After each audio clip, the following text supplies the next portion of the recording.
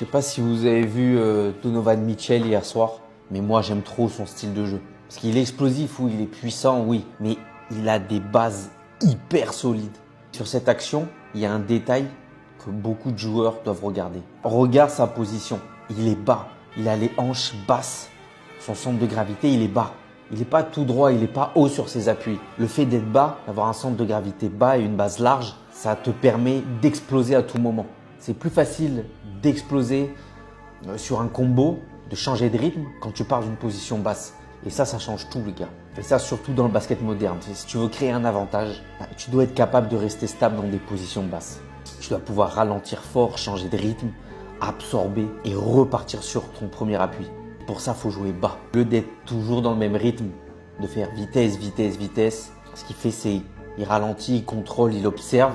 Mais en fait, tout ça, ça se joue en une seconde. C'est instinctif tellement il travaille à l'entraînement. Et il arrive à baisser son centre de gravité, il engage son épaule. En fait, il vend une direction. Il n'est pas juste en train de dribbler pour dribbler parce qu'il a dit « ouais, je dois faire ce dribble ». C'est pour ça que c'est de l'art, les gars. Il n'est pas juste en train de dribbler. C'est tout son corps, c'est les épaules, les hanches, les appuis, le timing. Et quand tout est bien fait, le défenseur, il doit réagir. Le défenseur, il est obligé de respecter la menace du drive parce que elle est trop bien faite. Donc, à partir du moment où il part d'un côté, le poids du corps, il est trop en avant sur un côté, Donovan Mitchell, il part de l'autre côté.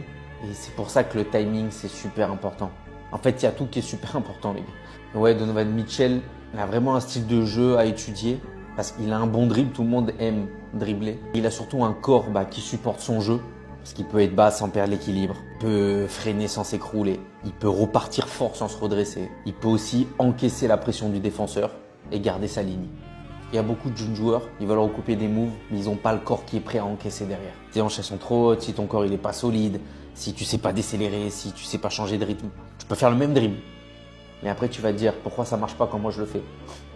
Tu vas pas créer le même avantage.